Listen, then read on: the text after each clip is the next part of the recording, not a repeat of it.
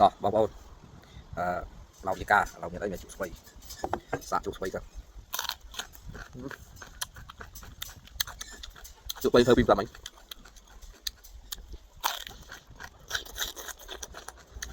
ឡងបងប្អូនឡងបាទសូមគោរពនឹងជំរាបសួរពុកម៉ែបងប្អូនយើងទាំងអស់គ្នាបាទសុខទុក្ខយ៉ាងណាដែរ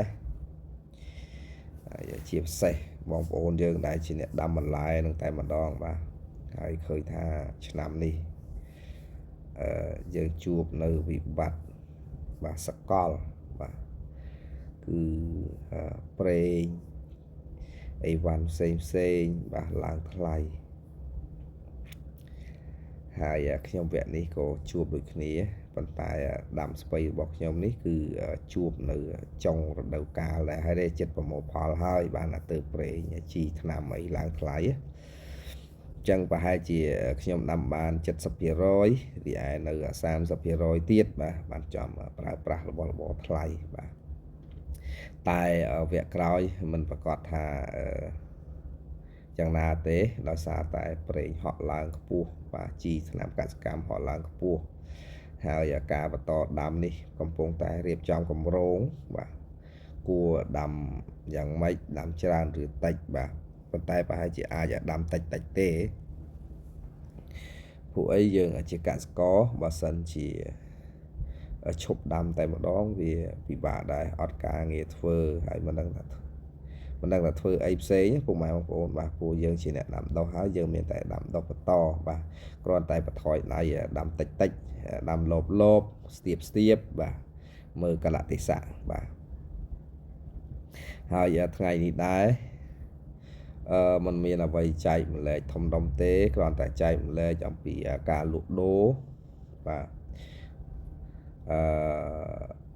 លក់ដូរស្ពៃជ្រក់នេះបាទហើយនឹងនិយាយអំពីទិន្នផលបាទទិន្នផលដែលខ្ញុំដាំវគ្គនេះគឺបានកើនឡើងខ្ពស់ហើយរីឯតម្លៃក៏គ្រាន់បើបាទអញ្ចឹងយើងមិនបានចែកម្លែកនៃការដាំដុះជីថ្នាំកសិកម្មអីផ្សេងទេតែបើសិនជាពុកម៉ែបងប្អូនយើងមានចម្ងល់ហើយសរសេរចូលក្នុងខមមិនមកហើយខ្ញុំនឹងធ្វើវីដេអូខ្លីឬមួយក៏ឈុតឆាកតិចបាទដើម្បីឲ្យបង្ហាញដោយសារតែបច្ចុប្បន្នខ្ញុំចុះនៅប្រឡូកចការมันមានអ៊ីនធឺណិតគ្រប់គ្រាន់ទេបាទมันអាចធ្វើវីដេអូចែកម្លែកជូនពុកម៉ែបងប្អូនឲ្យបានទៀងទាត់គ្រប់ពេលគ្រប់វេលានោះទេអញ្ចឹងហើយបើសិនជាពុកម៉ែបងប្អូនបានទស្សនាវីដេអូរបស់ខ្ញុំបើសិនជាពុកម៉ែបងប្អូនឆ្ងល់នៅក្នុងចំណុចណាបាទ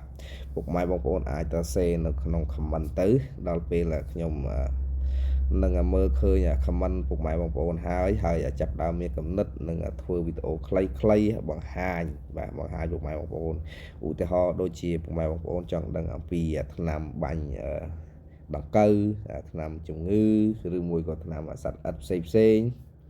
អញ្ចឹងពុកម៉ែបងប្អូនអាចខមមិនចូលសួរហើយខ្ញុំមានឱកាសខ្ញុំនឹងថតហើយខ្ញុំនឹងធ្វើវីដេអូខ្លីបង្ហាញតិចបាទអញ្ចឹងដោយសារតែអ៊ីនធឺណិតគ្រប់គ្រាន់យើងអាចធ្វើបានតែវីដេអូខ្លីបាទខ្ញុំអាចបង្ហោះវីដេអូខ្លីបានរីឯវីដេអូវែងតើតែខ្ញុំមានឱកាសពេលវេលាគ្រប់គ្រាន់មកផ្ទះបាទទើបខ្ញុំអាចធ្វើវីដេអូចែកជូនពុកម៉ែបងប្អូនបានបាទហើយដាំស្វ័យវគ្គនេះក៏ជួបវិបត្តិជីថ្នាំប្រេងឡើងថ្លៃបាទហើយចំណែករីឯតម្លៃយើងក៏ចាប់ផ្ដើមចុះទាបបាទអត់មានឡើងតាមប្រេងទេបាទប្រេងឡើងបើសិនជាអត់តូចចិត្តទេណាបើសិនជាប្រេងឡើងបាទអីវ៉ាន់កសិករយើងឡើងតាមប្រេងដែរអានោះវាអាចទូទាត់គ្នាបានប៉ុន្តែនេះផ្ទុយគ្នាប្រេងជីថ្នាំឡើងកសិផលរបស់យើងធ្លាក់ចុះមិនមែនធ្លាក់ចុះទេតម្លៃធ្លាក់ចុះបាទតម្លៃធ្លាក់ចុះបាទដូចជាខ្ញុំកាត់ស្វ័យនេះអញ្ចឹងកាលពីខ្ញុំកាត់ថ្ងៃទី17បាទ17ខែ3រហូតដល់បច្ចុប្បន្នវា28 29ហើយប៉ុន្តែស្វ័យអត់ទាន់អស់ទេពុកម៉ែបងប្អូនយើងអាចអូសដល់ជិតចូលឆ្នាំខ្មែរ បាទប៉ុន្តែយើងនៅស្ពៃតិចកាត់អស់ច្រើនហើយការលក់ស្ពៃនេះដែរវាមានបញ្ហាបាទអញ្ចឹងពុកម៉ែបងប្អូនដែលជាអ្នកដាំបន្លែច្រើនគាត់នឹងយល់ពុកម៉ែបងប្អូនខ្លះគាត់ថាដាំចំពេលបុណ្យទានធំនោះតម្លៃរបស់កសិករបានថ្លៃហើយប៉ុន្តែផ្ទុយទេពុកម៉ែបងប្អូនមិនទេបាទនេះជាបទពិសោធន៍ដែលអ្នកដាំបាទជាពិសេសពុកម៉ែបងប្អូនយើងដែលជាអ្នកដាំធំគាត់ច្បាស់ណាស់ចំណុចនេះបាទគាត់ច្បាស់ចង់ថាដាំមិនអាចអ្នកដាំបាទអ្នកដាំទាំងអស់បាទជាពិសេសអ្នកថ្មីស្ដាប់ឲ្យតន់ពុកម៉ែបងប្អូនបាទមិនគួរដាំឲ្យចំប្រមូលផលនៅចំរដូវបុណ្យទានធំទេដូចជាបុណ្យចូលឆ្នាំខ្មែរបុណ្យចូលឆ្នាំចិនបុណ្យភ្ជុំបិណ្ឌបុណ្យអុំទូកបាទមានអីទៀតបុណ្យធំបាទដូចជាឆេងមេនេះក៏យ៉ាប់ដែរបាទអញ្ចឹងយើងដាំបន្លែនេះខ្ញុំនិយាយបទពិសោធន៍អ្នកដាំបន្លែរបស់ខ្ញុំវិញណាបាទខ្ញុំទូទាត់ថ្ងៃខែណាបាទបើសិនជាយើងចង់ដាំប្រមូលផលឲ្យមុនបុណ្យចូលឆ្នាំមុនបុណ្យធំទាំងអស់ឲ្យបាន10ថ្ងៃទៅ7ថ្ងៃទៅតាម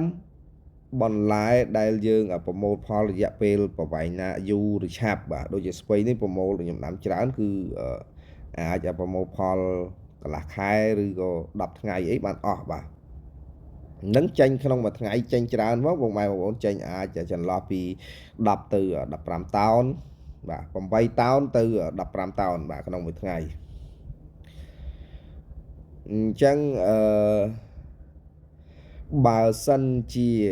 ដាំឲ្យផុតបាទកិច្ចឲ្យផុតប្រមូលផលក្រោយបុណ្យធំបាទក្រោយចាំមួយអាទិត្យឬក៏10ថ្ងៃដូចគ្នាមុន10ថ្ងៃឬមួយអាទិត្យឬ10ថ្ងៃក្រោយមួយអាទិត្យឬ10ថ្ងៃនោះគឺមានការស្រួលលក់ហើយពុកម៉ែបងប្អូនបាទតែបើចំទេចលាចលនេះខ្ញុំស្វ័យរបស់ខ្ញុំនេះកំពុងតែគៀបជាប់ចន្លោះពីឆេងមេងថ្ងៃទី1ទី2ទី3ទី4ទី5ខែ3នេះគឺឆេងមេងបាទផុតពីឆេងមេងបានមួយថ្ងៃ2ថ្ងៃយើងលក់ធម្មតាវិញលក់បានប្រហែលថ្ងៃយើងចូលឆ្នាំខ្មែរហើយពុកម៉ែបងប្អូនបាទអញ្ចឹងចូលឆ្នាំខ្មែរពិបាកធ្វើហើយប៉ុន្តែស្វ័យខ្ញុំលៃឆ្លោះចំល្អបាទវាអត់បញ្ហាទេហើយអាកាសធាតុក៏មិនជាបញ្ហាដែរអំណោយផលដែរមិនមានភ្លៀងទេគ្រាន់តែមានកម្ដៅខ្ពស់បន្តិចបាទហើយវគ្គនេះគឺ1ហិកតាបានទិន្នផលចន្លោះប្រហែលជា60លើ60តោនក្នុង1ហិកតាបាទខ្ញុំវាយមធ្យមទាំងអស់ហ្នឹងប្រហែលជា60តោនក្នុង1ហិកតារីឯតម្លៃខ្ញុំលក់ថ្ងៃទី17 18 19កាលពីកាត់ដំបូងគឺតម្លៃ1000រៀលក្នុង1គីឡូក្រាម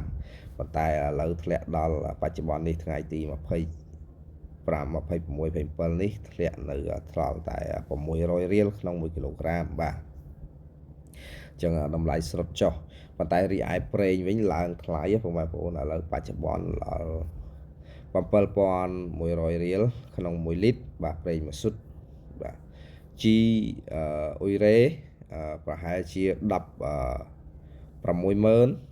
ឬក៏អាចលើនឹងបាទក្នុងមួយការ៉ុង50គីឡូក្រាម DAP អាចចន្លោះជាង